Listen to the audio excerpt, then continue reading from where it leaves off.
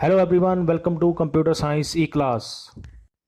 इस वीडियो से हम स्टार्ट करेंगे आपके सिलेबस का यूनिट 4 जो है एलिमेंट्री सर्वर साइड स्क्रिप्टिंग। तो इस यूनिट के अंदर आप अंडरस्टैंड करेंगे कि कैसे हम सर्वर साइड स्क्रिप्टिंग को यूज़ करते हैं या सर्वर साइड स्क्रिप्टिंग होती क्या है, उसको कैसे हम बना सकते हैं, कैसे हम डायनेमिक वेबसाइट्स को क्रिएट कर सकते हैं। डायनेमिक वेबसाइट्स क्या होती हैं जिनके अंदर टाइम टू टाइम चेंज आते रहते हैं, उनके वेब पेजेस के अंदर हमें थोड़ा बहुत चेंजेस दिखाई देते रहते हैं जब भी उन वेबसाइट्स को हम ओपन करके देखते हैं। या फिर आप बोल सकते हैं कि उनके अंदर हम उन वेबसाइट्स के साथ डाटाबेस को यूज़ करते हैं और जब भी कोई यूज़र उस वेबसाइट के ऊपर आता है तो उसको उस यूज़र के हिसाब से डाटा जो है वो वेबसाइट के ऊपर प्रेजेंट करके दिखाया जाता है। जैसे कि एग्जांपल के लिए हम ले सकते हैं जीमेल की आईडी। जीमेल के ऊपर हम अपना एक अकाउंट बनाते हैं, एक आईडी बनाते हैं। जो भी हमारा अकाउंट बनता है या जो भी हम इंफॉर्मेशन वहाँ पे जीमेल को देते हैं वो उसके डाटाबेस के अंदर स्टोर हो जाता है।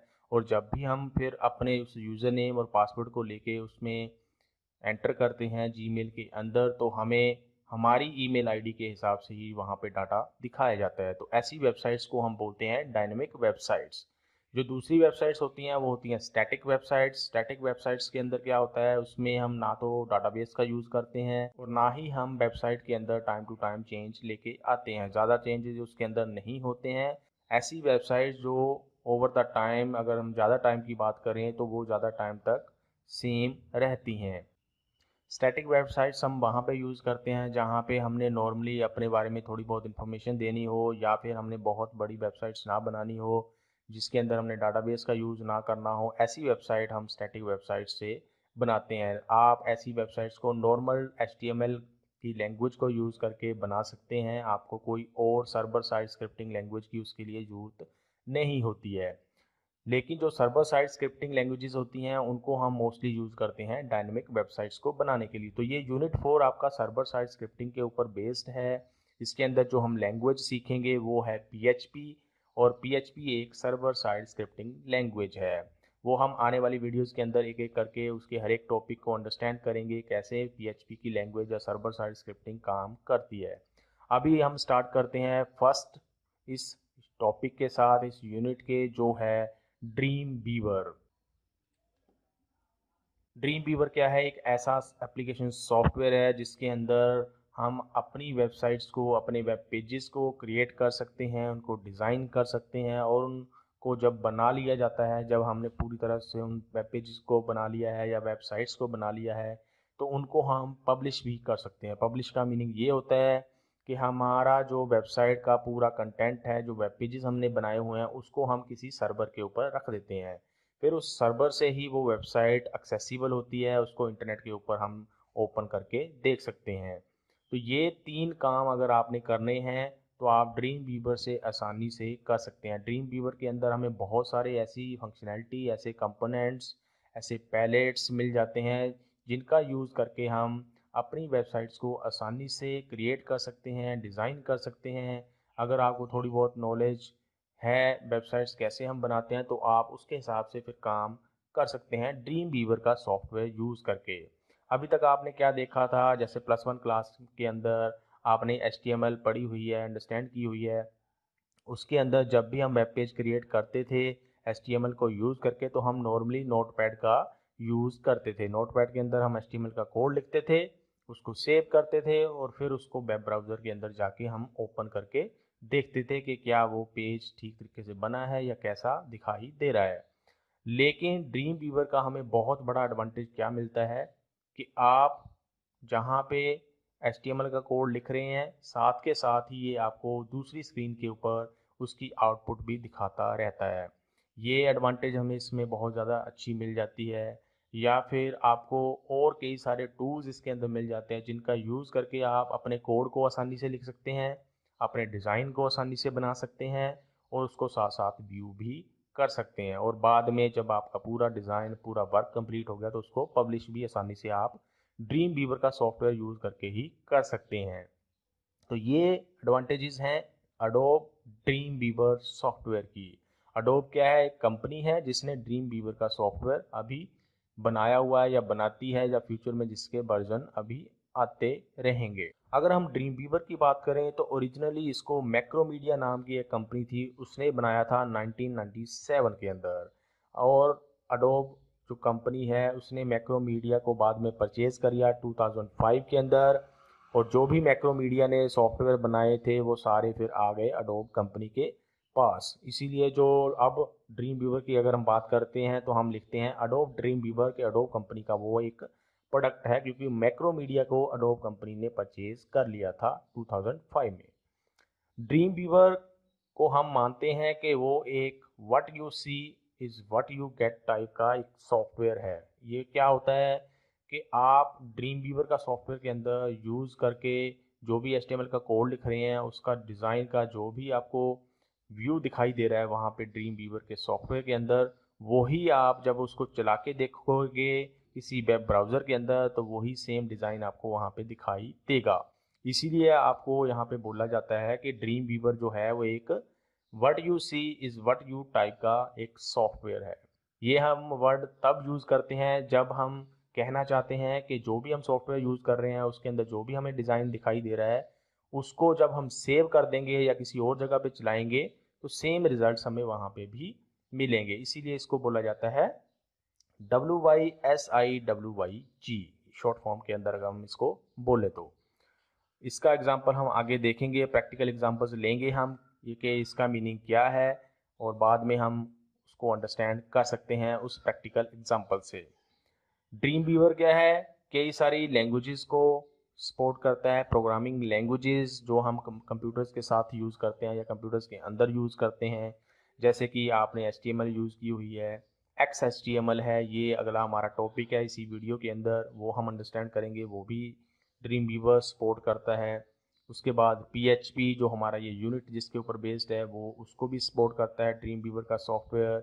उसके बाद JavaScript, C#, visual basic, cascading style sheets, active server pages, बहुत सारी ऐसी लैंग्वेजेस हैं, प्रोग्रामिंग लैंग्वेजेस, जिनको ड्रीम व्यूवर का सॉफ्टवेयर यूज़ या सपोर्ट कर सकता है।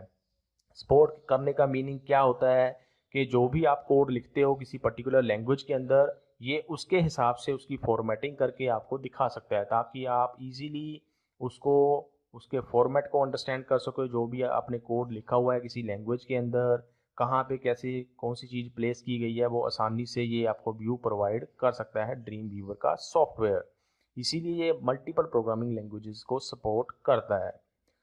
जो ड्रीम व्यूवर का सॉफ्टवेयर है ये बहुत इजीली आपको ऐसे वेज प्रोवाइड करता है कि आप अपना जो वेबसाइट का कोड है या आपने जो भी वेब पेज बनाया हुआ है उसको वेब सर्वर के ऊपर आसानी से उसको पब्लिश कर सको, प्लेस कर सको, अपलोड कर सको। वेब सर्वर जैसे कि मैंने आपको पहले भी बताया, जब हमारी वेबसाइट कंप्लीट हो जाती है या जो हमने वेब पेज बनाया है वो कंप्लीट हो जाता है, उसके अंदर जो भी चेंजेस किए हैं वो सारे कंप्लीट हो जाते हैं, तो हम उसको करते हैं पब्लिश। पब्लिश करने का मतलब ये होता है कि हमने उस पेज को या उस वेबसाइट को अब सर्वर के ऊपर प्लेस करना है जहाँ से वो इंटरनेट के ऊपर फिर एक्सेसिबल हो सके। तो ये काम ड्रीम व्यूवर से हम आसानी से कर सकते हैं। जो ड्रीम व्यूवर होता है उसके अंदर आप बहुत सारी टेम्पलेट्स बना सकते हैं या आपको बनी बनाई टेम्पलेट्स भी इसके अंदर मिल जाती हैं। टेम्पलेट्स क्या होती हैं, एक बना बनाया डिज़ाइन आपको मिल जाएगा। उस डिज़ाइन को बनाने के लिए आपका टाइम बच गया, पहली बात। दूसरा, उसी डिज़ाइन को आप अपने मल्टीपल पेजेस के अंदर यूज़ कर सकते हैं सेम डिज़ाइन को। तीसरी बात, आप उस डिज़ाइन को लेके उसके अंदर चेंजेस करके आप अपना कुछ डिज़ाइन नया बना सकते हैं। थोड़ा बहुत डिज़ाइन आपको बना बनाया मिल जाएगा और उसके अंदर चेंजेस करके आप अपने हिसाब से चेंजेस करके उसमें एक नया डिज़ाइन क्रिएट करके उसको पब्लिश कर सकते हैं वेबसाइट के अंदर। तो ये एक फैसिलिटी भी आपको ड्रीम व्यूवर का सॉफ्टवेयर प्रोवाइड कर देता है। उसके बाद अगर हम बात करें तो ड्रीम व्यूवर का जो सॉफ्टवेयर है वो कई सारी लैंग्वेजेस के अंदर हमें मिल जाता है। इसको आपने ऊपर जो हमने प्रोग्रामिंग लैंग्वेजेस पढ़ी हैं उसके साथ कन्फ्यूज़न आपने नहीं करना है, उसके साथ कन्फ्यूज़ नहीं होना है। ऊपर जो हमने प्रोग्रामिंग लैंग्वेजेस पढ़ी हैं उसका मतलब कि ड्रीम व्यूवर का सॉफ्टवेयर कई सारी प्रोग्रामिंग लैंग्वेजेस को सपोर्ट करता है जो हम कंप्यूटर्स के अंदर यूज़ करते हैं। और जो हम यहाँ पे देख रहे हैं कि ड्रीम व्यूवर कई सारी लैंग्वेजेस के अंदर हमें मिल जाता है, इसका मतलब जो हमें ड्रीम व्यूवर के ऊपर फंक्शनैलिटी मिलती है या जो भी हमें वहाँ पे मेन्यूज़ मिलते हैं या और भी जो टेक्स्ट लिखा हुआ आता है सॉफ्टवेयर के अंदर, वो हम अलग अलग लैंग्वेजेस के अंदर वहाँ पे देख सकते हैं। इंग्लिश में देख सकते हैं आप, स्पेनिश, फ्रेंच, जर्मन और बहुत सारी लैंग्वेजेस मिल जाती हैं जिनके अंदर हम इस सॉफ्टवेयर को यूज़ कर सकते हैं। अगर हम इसके लेटेस्ट वर्जन की बात करें तो जो लेटेस्ट वर्जन अभी की अगर हम बात करें तो जून 2020 के अंदर ड्रीम वीवर का रिलीज किया गया था अडोब कंपनी के द्वारा और वो वर्जन था 20.2। अभी हम थोड़ा सा इसका प्रैक्टिकल देख लेते हैं कैसे हम ड्रीम वीवर के सॉफ्टवेयर को यूज़ करते हैं या आप कैसे इसको डाउनलोड कर सकते हैं। ये हम कुछ स्टेप्स के अंदर अभी अंडरस्टैंड करेंगे। तो उसके लिए हम क्या करते हैं, पहले यहाँ पे अगर हमने डाउनलोड करना है सॉफ्टवेयर को तो आप गूगल क्रोम या फिर कोई भी जो इंटरनेट ब्राउज़र आपके पास अवेलेबल है कंप्यूटर के अंदर उसको ओपन करेंगे। जैसे यहाँ पे क्रोम इंस्टॉल्ड है तो मैंने इसको कर लिया ओपन और यहाँ पे अब आप यहाँ पे टाइप कर सकते हैं ड्रीम वीवर, सिंपली आप लिख सकते हैं या फिर आप लिख सकते हैं ड्रीम वीवर डाउनलोड। तो आपको अगर एड्रेस पूरा नहीं पता है कि इस वेबसाइट से करना है तो आप यहाँ पे सर्च भी इसको कर सकते हैं। जैसे मैंने लिखा ड्रीम वीवर, इतना लिख के मैंने कर दिया एंटर प्रेस और यहाँ पे गूगल का सर्च इंजन हमें कई सारी लिंक्स प्रोवाइड कर देता है जिनको हम यूज़ करके अलग अलग जगह पे जा सकते हैं, अलग अलग वेबसाइट्स के ऊपर जा सकते हैं। तो अभी हम अडोब जो कंपनी है उसी का वेबसाइट ओपन कर लेते हैं। इसको मैंने किया क्लिक और यहाँ पे इसने हमें ड्रीम वीवर का दिखा दिया इंटरफेस। अब यहाँ पे हमें ये ऑप्शन दे रहा है कुछ, जैसे कि आप यहाँ पे देख सकते हैं कि क्या आप इसका फ्री ट्रायल यूज़ करना चाहते हैं या इसको बाय करना चाहते हैं। जो ड्रीम वीवर का सॉफ्टवेयर है एक पेड सॉफ्टवेयर है। अगर आपने इसको पूरे तरीके से अच्छे तरीके से या फिर ओरिजिनल प्रोडक्ट या फिर जेन्युइन प्रोडक्ट यूज़ करना है तो आपको इसको खरीदना पड़ेगा।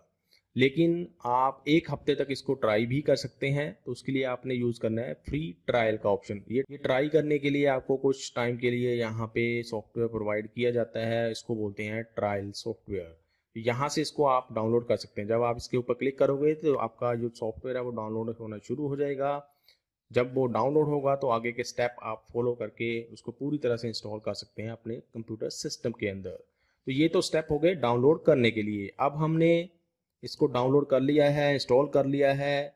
अब हम इसको स्टार्ट में जाके ओपन कर सकते हैं। जैसे मुझे यहाँ पे दिखाई दे रहा है अडोब ड्रीम वीवर, या फिर आप यहाँ पे टाइप कर सकते हैं ड्रीम वीवर। ये यहाँ पे हमें दिखाई दे रहा है, इसको मैंने किया ओपन और यहाँ पे अभी हमारा ये सॉफ्टवेयर हो जाएगा ओपन। ये ओपन हो गया है। ये हमें इसका इंटरफेस दिखाई दे रहा है ड्रीम वीवर सॉफ्टवेयर का। अलग अलग यहाँ पे आपको विंडोज़ के अंदर इसके अलग अलग पार्ट्स यहाँ पे दिखाई दे रहे हैं। अब हमने करना है नया वेब पेज क्रिएट, तो उसके लिए हमें यहीं पे ऑप्शन दे देता है क्रिएट न्यू की, या फिर आप यहाँ पे देख सकते हैं, या फिर आप फाइल मेन्यू में जाके न्यू के ऊपर क्लिक कर सकते हैं, या फिर आप कंट्रोल एन प्रेस कर सकते हैं कीबोर्ड के ऊपर। जो यहाँ पे लिखा हुआ है कंट्रोल प्लस एन, इसको भी आप कीबोर्ड के ऊपर डायरेक्टली प्रेस करके एक नया पेज बना सकते हैं इसके अंदर। जैसे मैंने प्रेस किया कंट्रोल एन तो ये हमें एक डायलॉग बॉक्स इसने दिया कि आप किस लैंग्वेज के अंदर बनाना चाहते हैं, वो यहाँ पे ऑप्शंस दे दी इसने। डॉक्यूमेंट टाइप क्या होगा, हमने अभी HTML के अंदर ही करना है तो ये हमारा सिलेक्टेड है। अगर आप कुछ और चीज़ लिखना चाहते हैं जैसे CSS और बहुत सारी चीज़ें होती हैं, जावास्क्रिप्ट, PHP के अंदर लिखना चाहते हैं तो उसके हिसाब से हमने यहाँ से डॉक्यूमेंट टाइप पहले सिलेक्ट करना है नया डॉक्यूमेंट बनाने से पहले। ये हमने सेलेक्ट कर लिया तो उसके बाद हम क्रिएट के ऊपर क्लिक कर सकते हैं। ये मैंने क्रिएट कर दिया। यहाँ पे ड्रीम वीवर के सॉफ्टवेयर ने हमें थोड़ा सा HTML का कोड पहले से ही लिख के दे दिया है। अब इसके अंदर हम आगे का काम कर सकते हैं। जैसे नॉर्मल जो हम स्ट्रक्चर यूज़ करते हैं HTML का वो यहाँ पे इसने अपने आप ही ऐड कर दिया है।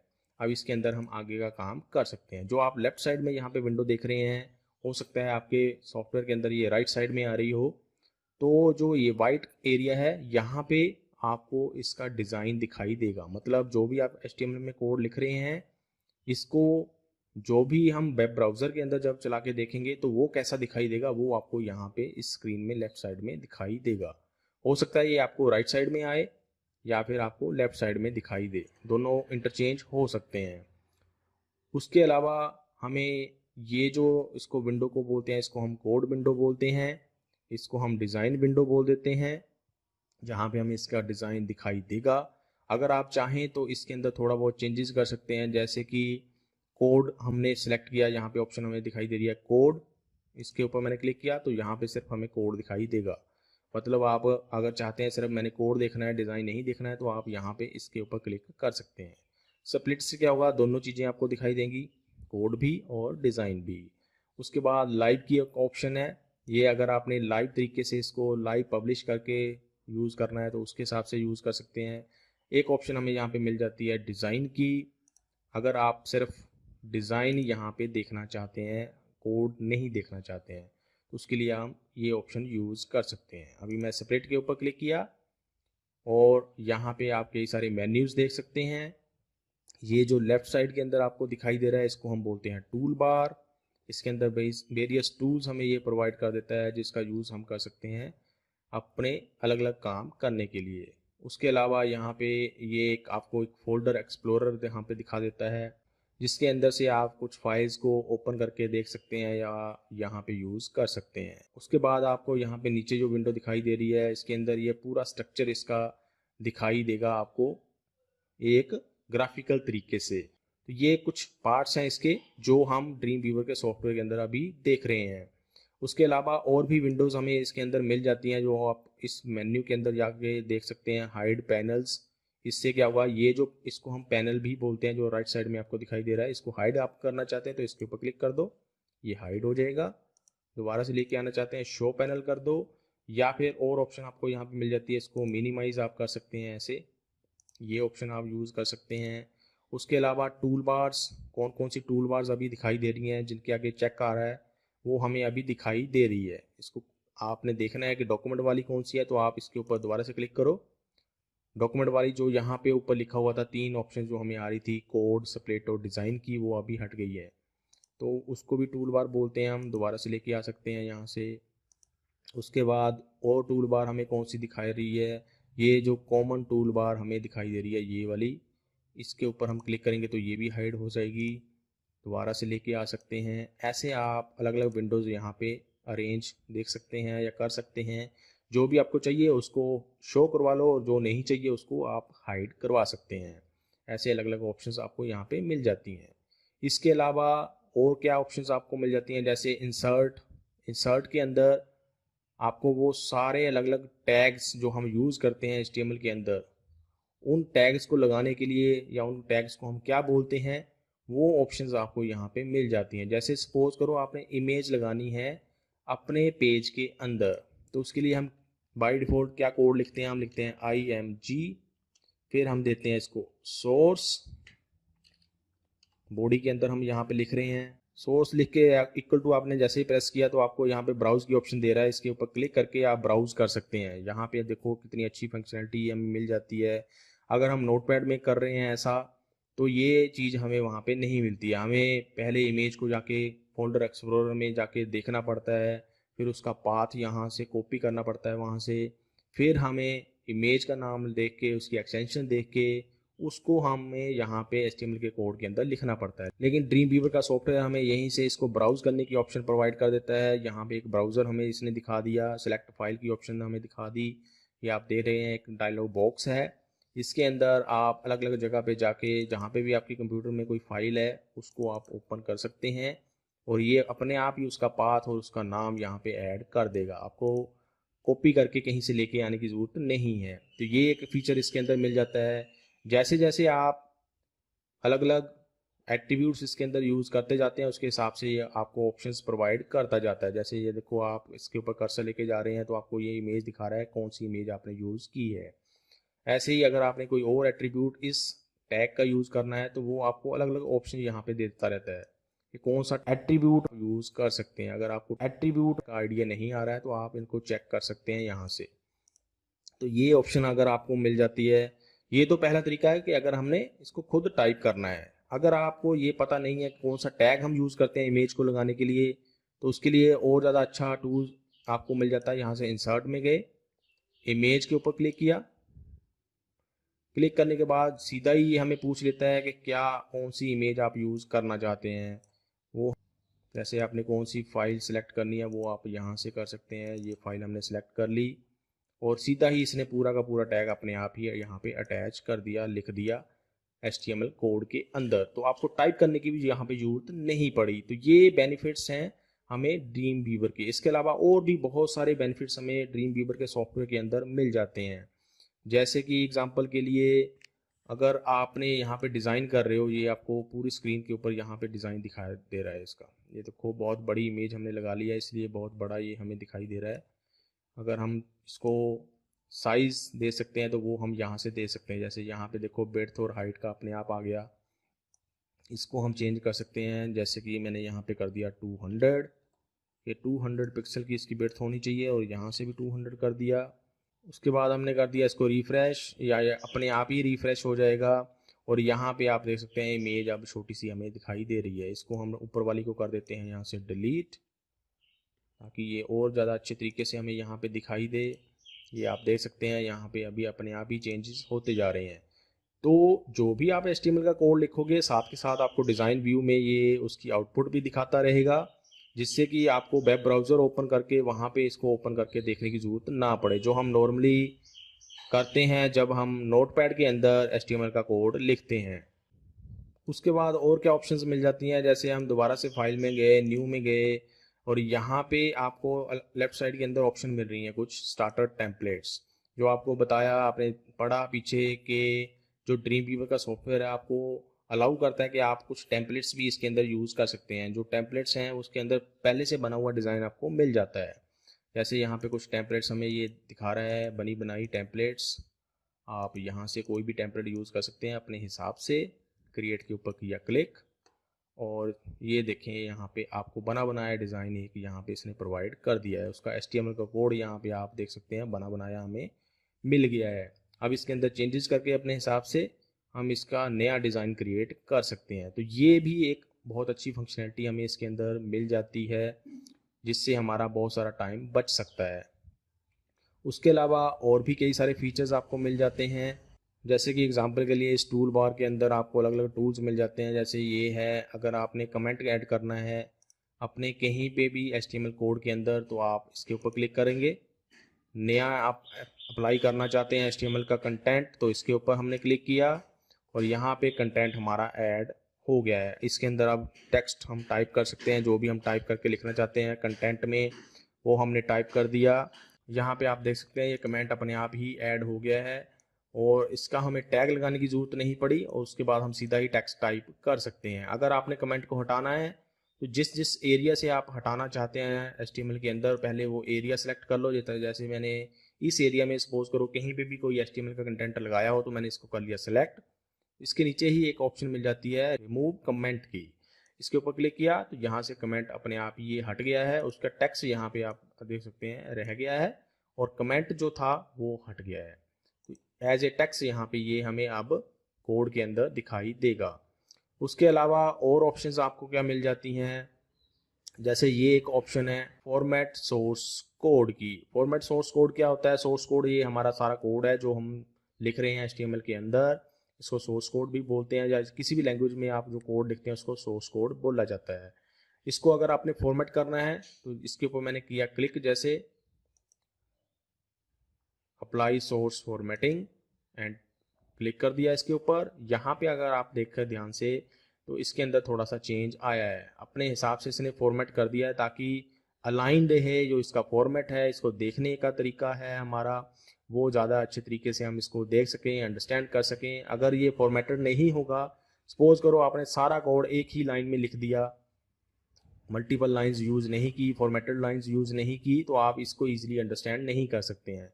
तो अगर आपने फॉर्मेटिंग करनी है अपने आप ही इस टूल को यूज़ करके आप आसानी से कर सकते हैं, अदरवाइज़ आपको खुद करनी पड़ेगी, एक एक लाइन को करना पड़ेगा। लेकिन ये एक साथ पूरे के पूरे कोड को फॉर्मेट कर सकती है ये टूल जो हमें मिलती है टूल बार के अंदर। इसके अलावा और भी ऑप्शंस आपको मिल जाती हैं। जैसे सपोज करो आपने ये इस कोड को ऐसे कुछ कोलैप्स करके रखा हुआ है और आप इसको आप एक्सपेंड करना चाहते हो पूरे के पूरे कोड को, तो ये ऑप्शन आप यूज़ कर सकते हैं। इसके ऊपर क्लिक किया, पूरा का पूरा कोड आपका एक्सपेंड हो जाएगा। ऐसे ही अलग अलग ऑप्शंस और भी आपको मिल जाती हैं इस टूल बार के अंदर या इस सॉफ्टवेयर के अंदर। अगर आपने और टूल्स ऐड करने हैं तो आप इसके ऊपर क्लिक कर सकते हैं कस्टमाइज टूल बार के ऊपर, और यहाँ पे आपको क्या चीज़ चाहिए वो यहाँ से ऐड कर सकते हैं। ये क्लिक कर देना है हमने कि ये चीज़ें हमें यहाँ पे टूल बार के ऊपर दिखाई देनी चाहिए। डन के ऊपर क्लिक किया और ये हमें यहाँ पे दिखाई दे रही हैं। इनको भी आप यूज़ कर सकते हैं अपने HTML कोड के साथ। उसके बाद हमें और क्या बेनिफिट मिल जाता है इसके अंदर, जैसे सपोज करो यहाँ पे आपने डिज़ाइन के अंदर देख रहे हैं, इसके अंदर आपने कोई भी चीज़ सेलेक्ट की तो एक तो चीज़ यहाँ पे हमें ये दिखा देगा इसकी HTML हमने कहाँ लिखी हुई है, पहली बात। दूसरी बात कि आप इसके अंदर यहाँ से भी चेंज कर सकते हैं। वो कैसे करेंगे हम, जैसे कि इसको हमने ऐसे कुछ छोटा कर दिया, ये आप देख सकते हैं चेंज आ रहा है इसके अंदर, अपने हिसाब से आप चेंज कर सकते हैं। ये आपने चेंज किया और यहाँ पे HTML कोड के अंदर अपने आप ही चेंज हो जाएगा। आपको HTML लिखने की जरूरत नहीं पड़ी, आपने सीधा ही डिज़ाइन में चेंज किया और HTML उसकी अपने आप ही ये ऐड कर देगा। ये आपको एक बेनिफिट यहाँ पे मिल जाता है। दूसरा, उसके बाद आपको और भी कई सारे बेनिफिट्स यहाँ पे मिल जाते हैं। जैसे कि एग्जांपल के लिए हम क्या करते हैं, पहले इसको हम कर लेते हैं क्लियर या इसको बंद कर देते हैं, नो। यहाँ पे जैसे ये इमेज हमने लगाई हुई है, इसके अंदर जैसे कि मैंने आपको बताया, यहाँ से आप इसकी विड्थ और हाइट को कम ज़्यादा कर सकते हैं। उसके हिसाब से अपने आप ही ये कोड के अंदर चेंज कर देगा। HTML के अंदर हमें खुद HTML उसकी लिखने की ज़रूरत नहीं पड़ेगी। तो ये इसका एक बेनिफिट हमें मिल जाता है। HTML को जब हम यूज़ करते हैं या डिज़ाइन को हम यूज़ करते हैं या ड्रीम वीवर के सॉफ्टवेयर को जब हम इसके अंदर यूज़ करते हैं। तो ये थे कुछ बेनिफिट्स या ड्रीम वीवर को सॉफ्टवेयर को यूज़ करने के तरीके। और इसके अलावा और भी बहुत सारी ऑप्शंस हमें इसके अंदर मिल जाती हैं, जो तो या तो आप इन मेन्यूज़ के अंदर देख सकते हैं, या आप देख सकते हैं यहाँ पे अलग अलग टैग लगाने के लिए। टेबल अगर आपने लगाना है तो टेबल के ऊपर क्लिक कर सकते हैं, हेडिंग लगानी है, पैराग्राफ लगाना है, डिव लगाना है, या और कई सारी ऑप्शंस होती हैं HTML कोड के अंदर। टैग होते हैं अलग अलग, उनको लगाने के लिए आप इन ऑप्शंस को यूज़ कर सकते हैं। जैसे आपने ऑर्डर्ड लिस्ट लगानी है तो आपको नहीं पता है कौन सा टैग यूज़ करते हैं, वैसे तो हम नॉर्मली OL टैग लिख के उसको बना देते हैं HTML के अंदर, हमें क्योंकि टैग का आइडिया है। अगर नहीं है आपको आइडिया कैसे हम उसका स्ट्रक्चर बनाते हैं, तो आप यहाँ से इंसर्ट में जाके ऑर्डर लिस्ट के ऊपर क्लिक कर सकते हैं। ये OL टैग इसने लगा दिया। अब इसके अंदर आगे का काम आप कर सकते हैं। UL लगाया या OL लगाया, अनऑर्डर लिस्ट के लिए हम लगाते हैं UL, और OL लगाते हैं हम ऑर्डर्ड लिस्ट के लिए।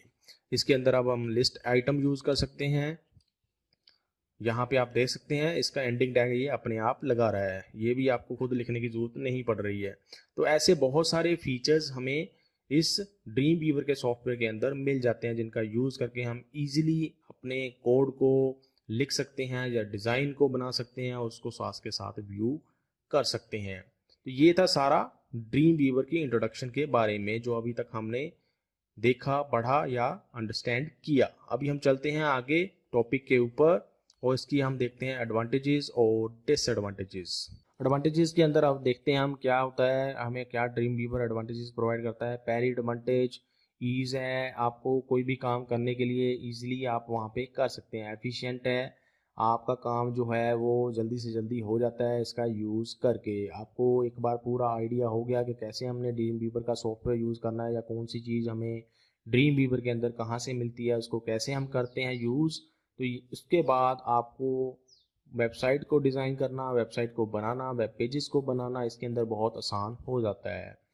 दूसरा, ability to create consistent looking web pages. आप टेम्पलेट्स का यूज़ कर सकते हैं ड्रीम वीवर के सॉफ्टवेयर के अंदर। टेम्पलेट्स का यूज़ करके आप बहुत सारे पेजेस को एक सेम डिज़ाइन प्रोवाइड कर सकते हैं टेम्पलेट्स का यूज़ करके।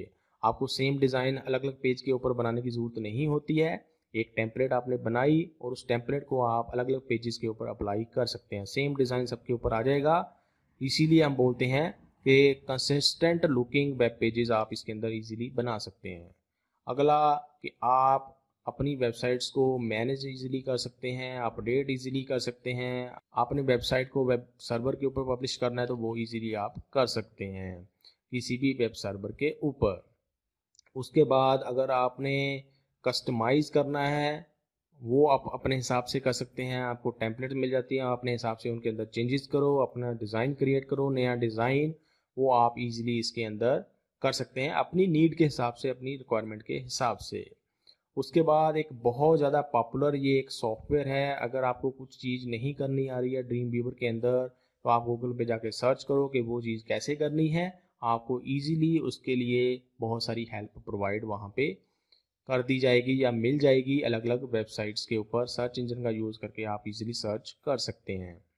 उसके बाद आपको एक डिबगर की ऑप्शन मिल जाती है। सपोज करो आपने कोड लिखा हुआ है, सर्वर साइड कोड, इस ड्रीम वीवर का सॉफ्टवेयर यूज़ करके, और कहीं पे कुछ एरर आ रहा है तो आप उस एरर को इजीली फाइंड कर सकते हैं ड्रीम वीवर का सॉफ्टवेयर यूज़ करके। उसके लिए ड्रीम वीवर के अंदर हमें एक डिबगर मिल जाता है। डिबगर क्या है? एक इसका पार्ट है ड्रीमवीवर का, जो हम यूज़ करते हैं कोड के अंदर एरर्स को फाइंड करने के लिए। ये तो होगी एडवांटेजेस। अब डिसएडवांटेजेस क्या हैं? पहला कॉस्टली है। जैसे कि मैंने आपको पहले बताया कि ड्रीमवीवर का सॉफ्टवेयर अगर आपने यूज़ करना है ओरिजिनल या फिर जेन्युइन, तो आपको इसको परचेज करना पड़ता है और ये बहुत महंगा सॉफ्टवेयर है। उसके बाद इसके इंटरफेस को अंडरस्टैंड करने के लिए हमें थोड़ा सा टाइम लग जाता है। वो जो भी हर एक सॉफ्टवेयर हम यूज़ करते हैं तो उसको पहले हमें थोड़ा बहुत अंडरस्टैंड करना पड़ता है कैसे हमने उस सॉफ्टवेयर का यूज़ करना है। तो ये एक डिसएडवांटेज इसके अंदर भी मिल जाती है हमें। तीसरा कि जो एडोब ड्रीमवीवर है वो एक ब्राउज़र बेस्ड सॉफ्टवेयर नहीं है। ब्राउज़र बेस्ड सॉफ्टवेयर का मीनिंग क्या है? इसके अंदर हमें ब्राउज़र की फंक्शनैलिटी नहीं मिलती है। जो वेब ब्राउज़र हम यूज़ करते हैं इंटरनेट के ऊपर वेबसाइट्स को देखने के लिए, वो फंक्शनैलिटी एक्चुअल में इसके अंदर हमें नहीं मिलती है।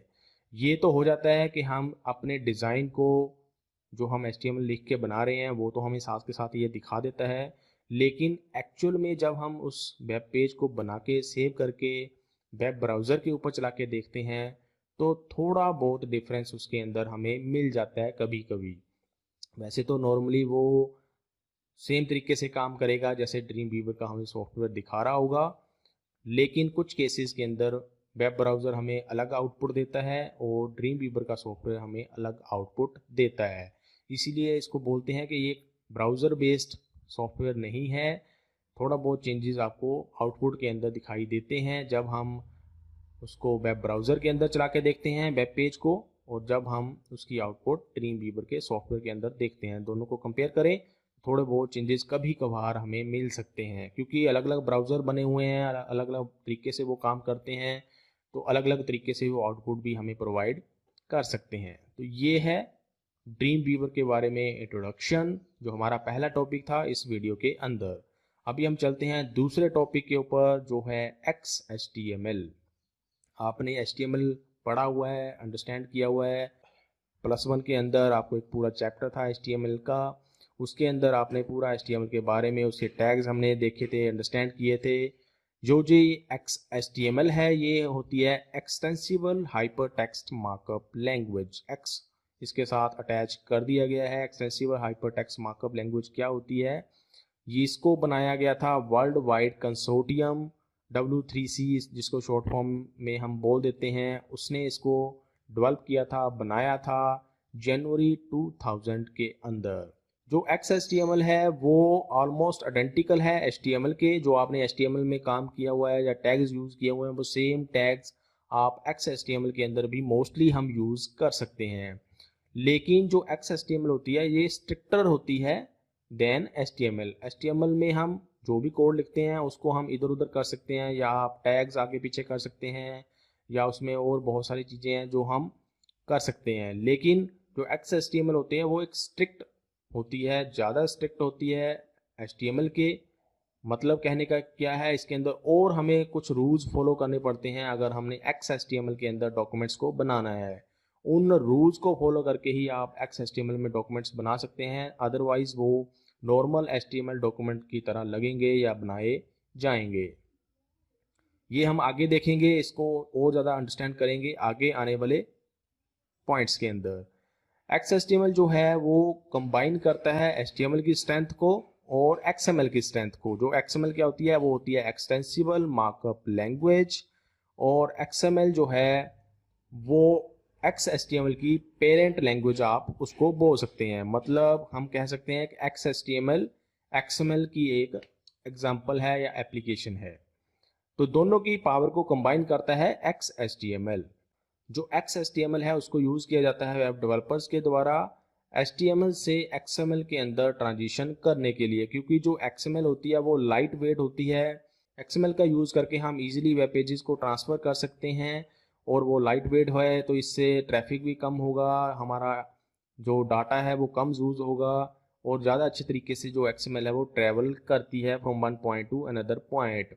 इसीलिए जो HTML से XML के अंदर ट्रांजिशन है उसको करने के लिए XHTML का यूज़ किया जाता है। जो XHTML है वो करंट ब्राउज़र, जो भी वेब ब्राउज़र्स हम यूज़ करते हैं उन सब के द्वारा ये सपोर्ट की जाती है, और जो फ्यूचर में आने वाले वेब ब्राउज़र्स हैं वो भी इसको सपोर्ट करेंगे। जो HTML है वो फ्यूचर में आने वाले ब्राउज़र ऐसे हो सकते हैं कि वो HTML को इतना अच्छे तरीके से सपोर्ट ना करें, लेकिन जो XHTML है वो उतना ही अच्छे तरीके से सपोर्ट करेंगे आने वाले फ्यूचर के ब्राउज़र्स भी, जितना अभी करंट ब्राउज़र्स करते हैं। अगर हम इम्पोर्टेंट पॉइंट्स की बात करें कि XHTML डॉक्यूमेंट्स को बनाने के लिए हमें किन पॉइंट्स का खासकर ध्यान रखना पड़ता है, उसके अलावा हमें बहुत सारे और भी पॉइंट्स मिल जाते हैं, लेकिन जो जनरल पॉइंट्स हमें एटलीस्ट पता होने चाहिए वो हम यहाँ पे देखेंगे, जिससे कि हम HTML और XHTML डॉक्यूमेंट्स में डिफरेंस देख सकते हैं। पहला पॉइंट कि अगर आपने XHTML का डॉक्यूमेंट बनाना है तो आपको डॉक टाइप डिक्लेरेशन करनी पड़ती है डॉक्यूमेंट के टॉप में। डॉक्यूमेंट का टॉप कहाँ पे होगा? जो आप HTML का डॉक्यूमेंट बनाते हैं, एग्जांपल के लिए अगर हम लें तो सबसे पहला जो टैग हम उसके अंदर लगाते हैं वो लगाते हैं हम डॉक टाइप का, और उस डॉक टाइप में हम डिक्लेरेशन देते हैं कि ये एक XHTML का डॉक्यूमेंट है। अगर हम दूसरे पॉइंट की बात करें तो जो भी हम XHTML के अंदर टैग यूज़ करते हैं या एट्रीब्यूट यूज़ करते हैं वो हम सारे के सारे लोअर केस के अंदर लिखते हैं। लोअर केस का मतलब आप स्मॉल केस, स्मॉल ABC का यूज़ करते हैं। स्मॉल लेटर्स के अंदर हम सारे के सारे टैग्स और एट्रीब्यूट्स को लिखते हैं। HTML में आप स्मॉल में लिखो चाहे कैपिटल में लिखो, वो आप काम कर सकते हैं उसके अंदर, क्योंकि वो इतना ज़्यादा स्ट्रिक्टर नहीं होता है। लेकिन XHTML स्ट्रिक्टर है, इसलिए आपको ये रूल फॉलो करने पड़ते हैं। अगर आपने ये रूल फॉलो नहीं किए तो आपका वो XHTML का डॉक्यूमेंट नहीं रहेगा, या फिर पूरी तरह से वो XHTML के कंपैटिबल नहीं रहेगा। तीसरे पॉइंट में क्या है कि जो भी आपने टैग लगाए हुए हैं वो प्रॉपरली नेस्टेड होने चाहिए। नेस्टेड का मतलब क्या है, ये हम सारे पॉइंट्स आगे प्रैक्टिकल एग्जांपल लेके इनको अंडरस्टैंड करेंगे। अभी हम पहले इसको समझ लेते हैं। नेस्टेड का मतलब क्या है? सपोज करो आपने एक टैग लगाया हुआ है, उसके अंदर एक और टैग आपने लगाया हुआ है, तो जो अंदर वाला टैग है वो पहले क्लोज होना चाहिए और जो उसके बाहर वाला टैग है वो उसके बाद में क्लोज होना चाहिए। ये हम एग्जांपल लेके इसको ज़्यादा अच्छे तरीके से अंडरस्टैंड करेंगे ताकि ज़्यादा अच्छे तरीके से हमें ये पता चल सके। चौथा पॉइंट, जो एंड टैग्स होते हैं पेयर्ड टैग के, वो रिक्वायर्ड होते हैं XHTML डॉक्यूमेंट के अंदर। मतलब सपोज करो आपने कोई भी पेयर टैग यूज़ किया हुआ है तो उसका एंडिंग टैग आपको लगाना ज़रूरी होता है। अगर आप HTML के अंदर उसको ना भी लगाओ तो वो काम करता है, XHTML में भी वो काम करेगा, लेकिन वो XHTML के कंपैटिबल पूरी तरह से नहीं हो पाएगा। पांचवें अगर पॉइंट की बात करें तो जो एम्प्टी टैग्स होते हैं या जिसको हम सिंगुलर टैग भी बोलते हैं, जैसे BR टैग है, HR टैग है, तो उनको जब हम एंड करते हैं तो उसके एंड में हमें स्लैश और फिर एंगल ब्रैकेट को क्लोज करना ज़रूरी होता है XHTML के डॉक्यूमेंट के अंदर। सिक्स्थ पॉइंट में क्या है कि जो भी आपने एट्रीब्यूट्स को वैल्यूज़ दी हैं वो हमेशा ही कोट्स के अंदर होनी चाहिए। विदाउट कोट आपने कोई भी वैल्यू नहीं देनी है किसी भी एट्रीब्यूट को। सेवंथ पॉइंट, जो भी एट्रीब्यूट आप यूज़ करते हैं उसको मिनिमाइज नहीं करना है। मिनिमाइजेशन क्या होती है ये हम अभी प्रैक्टिकल के अंदर देख लेते हैं। इन सारे पॉइंट्स को एक एक करके अंडरस्टैंड कर लेते हैं। उसके लिए हम दोबारा से ड्रीम वीवर का सॉफ्टवेयर ही ओपन कर लेते हैं, जिसके अंदर हम ये 1 बाय 1 सारे पॉइंट्स डिस्कस करेंगे। तो ये यहाँ पे अब आप हमारा ड्रीम वीवर का सॉफ्टवेयर देख सकते हैं। यहाँ पे एक नया डॉक्यूमेंट हम क्रिएट करते हैं, या फिर पहले हम इसी को देखते हैं। ये हमारा एक HTML का डॉक्यूमेंट है। यहाँ पे भी आप डॉक टाइप का ऊपर सबसे पहले टैग देख रहे हैं, लेकिन यहाँ पे ये पूरी तरह से XHTML का डॉक्यूमेंट नहीं है, इसलिए इसके अंदर और जो एट्रीब्यूट्स यूज़ किए गए होते हैं वो यहाँ पे यूज़ नहीं किए गए हैं, या और पॉइंट्स जो हमने एक एक करके देखने हैं वो अभी हम यूज़ करके देखेंगे। उसके लिए हम पहले क्या कर लेते हैं, एक नया डॉक्यूमेंट क्रिएट कर लेते हैं। यहाँ पे ये ऑप्शन हमने डॉक टाइप सेलेक्ट कर ली। अभी आपने यहाँ पे डॉक टाइप सेलेक्ट करना है। डॉक टाइप में आप करेंगे यूज़ XHTML 1.0 स्ट्रिक्ट, और भी ऑप्शंस आप यूज़ कर सकते हैं अपने हिसाब से। अभी हम ये वाले यूज़ करेंगे। मैंने कर दिया क्लिक क्रिएट के ऊपर, और ये हमारा एक XHTML का डॉक्यूमेंट बन गया है। अभी आप यहाँ पे इसको कंपेयर करो अगर HTML के साथ, तो यहाँ पे आप देख सकते हैं डॉक टाइप है, यहाँ पे भी डॉक टाइप है, लेकिन यहाँ पे HTML लिखा हुआ है और उसके आगे और भी एट्रीब्यूट्स इसके अंदर यूज़ किए गए हैं ये जैसे। तो ये यूज़ करना XHTML के अंदर ज़रूरी होता है। दूसरी बात कि यहाँ पे जो आप HTML का टैग यूज़ करते हो इसके अंदर ये वाला एट्रीब्यूट यूज़ करना ज़रूरी होता है, तभी आपके जो डॉक्यूमेंट बनता है XHTML का वो XHTML कंपैटिबल बनता है। पहला पॉइंट तो ये था कि आपको डॉक टाइप का टैग यहाँ पे top of the document use करना पड़ता है जब आप XHTML के अंदर डॉक्यूमेंट बनाते हो।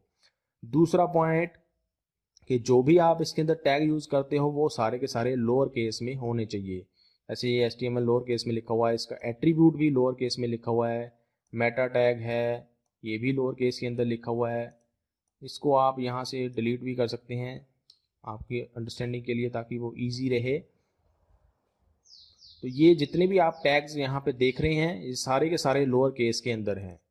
आप HTML में क्या कर सकते हैं, आप इसको अपर केस में भी लिख सकते हैं, जैसे यहाँ पे मैंने लिख दिया कैपिटल में B, चाहे आप बाकी वाला स्मॉल में ही लिखो। लेकिन HTML के अंदर तो आप ये कर सकते हैं, XHTML के अंदर हम ऐसा अगर करेंगे तो वो जो हमारा डॉक्यूमेंट बनेगा वो पूरी तरह से XHTML के कंपैटिबल नहीं बनेगा। तो ये चीज़ का भी हमें ध्यान रखना पड़ता है कि जो भी आप टैग यूज़ करोगे वो सारे के सारे हमने लोअर केस के अंदर लिखने होते हैं, स्मॉल केस के अंदर लिखने होते हैं। और उनके जो भी एट्रीब्यूट्स हम यूज़ करते हैं, जैसे आप बॉडी के अंदर BG कलर यूज़ करते हो, ये भी हमने स्मॉल के अंदर लिखना है। ये नहीं है कि आपने इसको कैपिटल में लिख दिया BG कलर, कुछ ऐसे काम तो ये भी करेगा, लेकिन फिर से वही बात आ गई कि ये XHTML के कंपैटिबल नहीं होगा। इसीलिए हमने इसको भी स्मॉल केस के अंदर लिखना होता है, कुछ ऐसे। फिर अगले पॉइंट की अगर हम बात करें, अगले पॉइंट में ये था कि जो भी हमने टैग्स लगाए हैं वो प्रॉपरली नेस्टेड होने चाहिए। प्रॉपरली नेस्टेड का मीनिंग क्या है, जैसे कि एग्जांपल के लिए यहाँ पे मैंने लिखा दिस इज ए टेक्स्ट। ये नॉर्मल एक मैंने यहाँ पे टेक्स्ट लिखा, इसकी आउटपुट में ये यहाँ पे दिखाई देगी। ये यहाँ पे इसने रिफ्रेश कर दिया है। अगर आपकी स्क्रीन के ऊपर डिज़ाइन व्यू में रिफ्रेश नहीं हो रहा है, जल्दी या रिफ्रेश नहीं कर रहा है ये, तो आप कीबोर्ड के ऊपर F5 को प्रेस कर सकते हैं, जिससे कि ये विंडो जो है आपके डिज़ाइन व्यू में रिफ्रेश हो जाएगी उसी टाइम। तो अब जो हमने पॉइंट अंडरस्टैंड करना था वो ये था कि जो हमने टैग यूज़ किए हैं वो प्रॉपरली नेस्टेड होने चाहिए। उसका मतलब जैसे कि एग्जांपल के लिए यहाँ पे मैंने B टैग यूज़ किया, जो हम बोल्ड के लिए यूज़ करते हैं। इसको हम एंड में इसका एंड टैग लगाते हैं यहाँ पे। ये अगर आप यहाँ पे देखो तो मैंने कैपिटल में यूज़ कर लिए हैं B टैग, तो इससे हमारा ये डॉक्यूमेंट फिर से XHTML कंपैटिबल नहीं रहेगा। तो इसको हम स्मॉल में कर लेते हैं दोनों टैग्स को। ये हमने यूज़ कर लिया।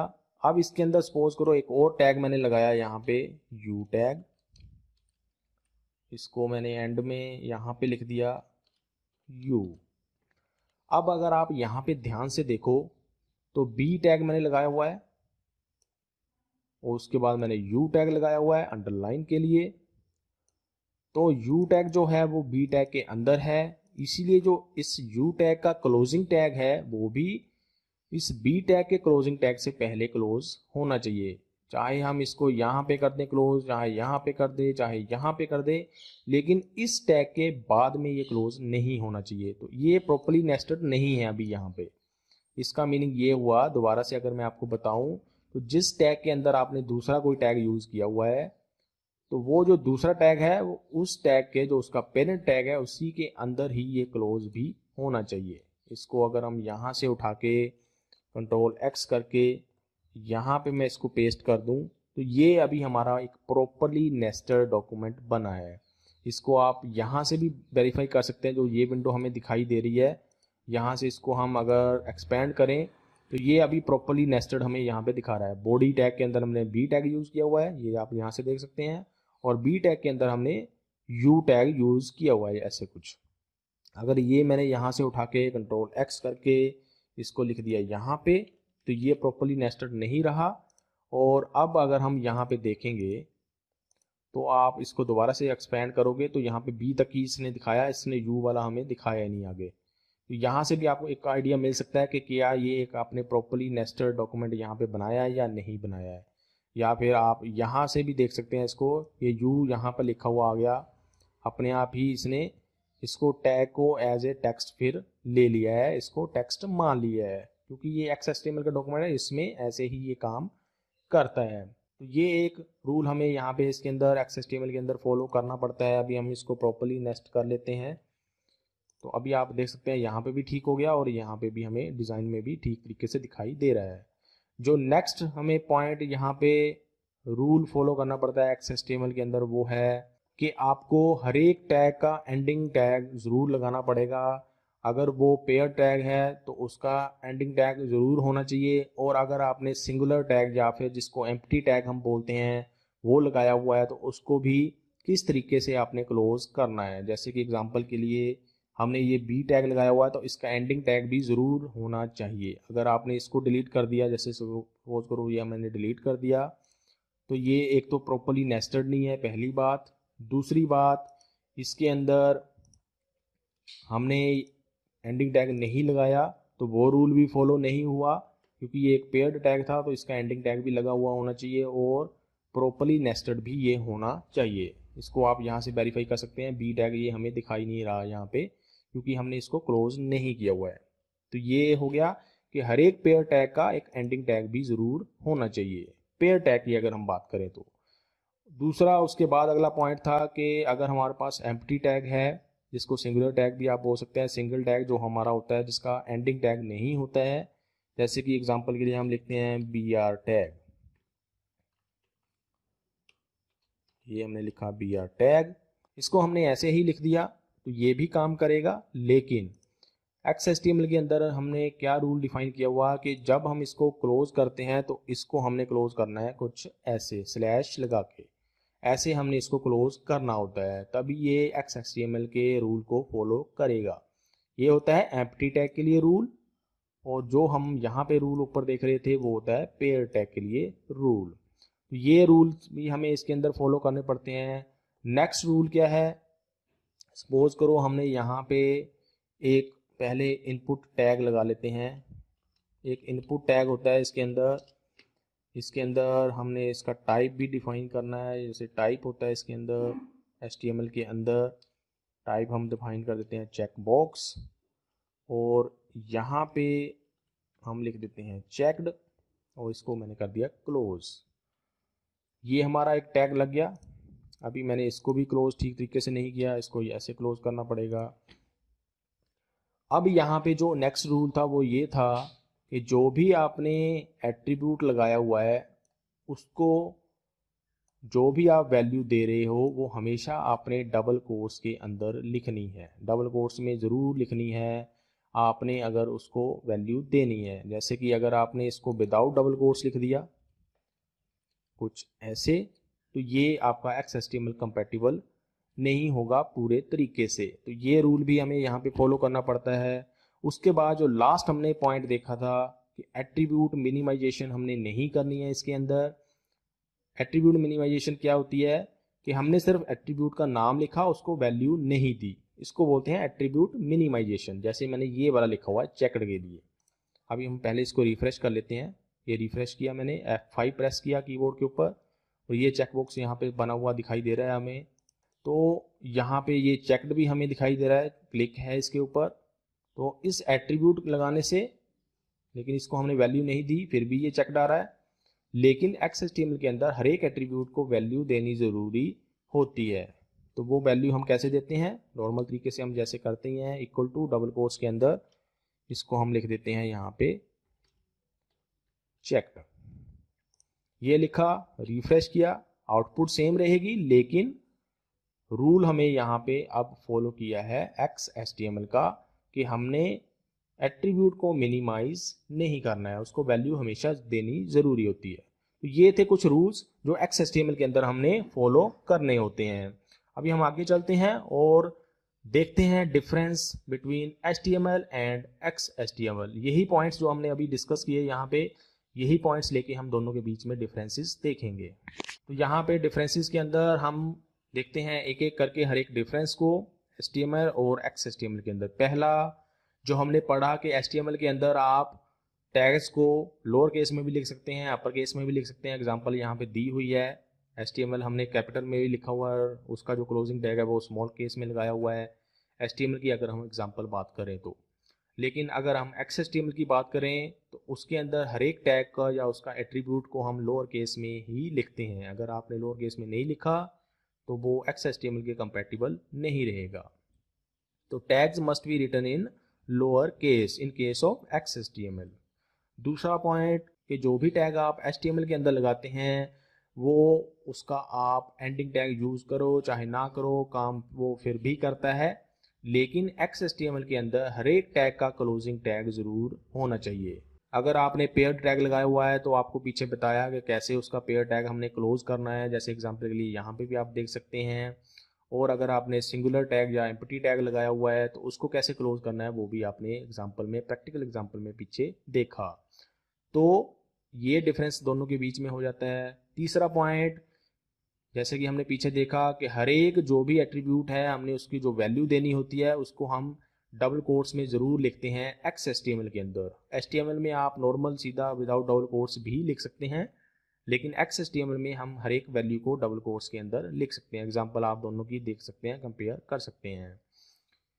चौथा पॉइंट कि जो भी आपने एट्रीब्यूट को वैल्यू देनी है वो आप ज़रूर देते हैं XHTML के अंदर। विदाउट वैल्यू हम कोई भी एट्रीब्यूट को नहीं रखते हैं। ये भी एग्जांपल हमने पीछे देखी। अगर आपने सिंपली यहाँ पे एग्जांपल जैसे देख सकते हैं, आपने चेक्ड लिखा तो HTML में वो काम करेगा, लेकिन XHTML में उसको भी हमें वैल्यू देनी पड़ती है और डबल कोट्स में भी वो वैल्यू हम देते हैं। नेक्स्ट पॉइंट की अगर हम बात करें तो जो भी आपने टैग लगाए हुए हैं, नेस्ट किए हुए हैं, एक टैग के अंदर दूसरा टैग लिखा हुआ है तो उसको प्रॉपर्ली क्लोज भी हमने करना होता है जब हम XHTML की बात करते हैं। एग्जांपल के लिए आप यहाँ पे देख सकते हैं बी टैग के अंदर आई टैग लगाया हुआ है और आई टैग को पहले क्लोज किया हुआ है बी टैग से। तो ऐसे प्रॉपर्ली नेस्ट करना होता है XHTML के डॉक्यूमेंट के अंदर। एग्जांपल हमने पहले इसकी प्रैक्टिकल देख ली। उसके बाद जो XHTML होती है वो XML की एप्लीकेशन है और जो HTML है वो SGML की एप्लीकेशन होती है। HTML क्या है, वो होती है स्टैंडर्ड जनरलाइज्ड मार्कअप लैंग्वेज और XML है एक्सेसिबल मार्कअप लैंग्वेज। अगर हम वर्जन्स की बात करें तो अलग अलग वर्जन्स के अंदर हम HTML या XHTML को यूज़ करते हैं, वो वर्जन्स आप यहाँ पे देख सकते हैं। तो ये थे कुछ differences between HTML and XHTML। इसके अंदर और भी बहुत सारे पॉइंट्स होते हैं जो दोनों को डिफरेंशिएट करती है, या XHTML के अंदर बहुत सारे ऐसे रूल्स होते हैं जो हमें फॉलो करने पड़ते हैं, इनके अलावा जो हमने इस वीडियो के अंदर देखे। तो ये था पूरा टॉपिक, 2 टॉपिक्स जिसके अंदर हमने कवर किए, जिसके अंदर हमने कवर किया ड्रीम वीवर की इंट्रोडक्शन को और XHTML की इंट्रोडक्शन को, और देखिए हमने differences between HTML and XHTML। I hope आपको सारा कुछ समझ आ गया होगा जो भी हमने इस वीडियो के अंदर डिस्कस किया है। अगर आपके फिर भी कुछ क्वेश्चंस, कुछ क्वेरीज रह गई हैं तो आप कमेंट सेक्शन के अंदर पूछ सकते हैं। अभी के लिए इस वीडियो के अंदर इतना ही। Thanks for watching.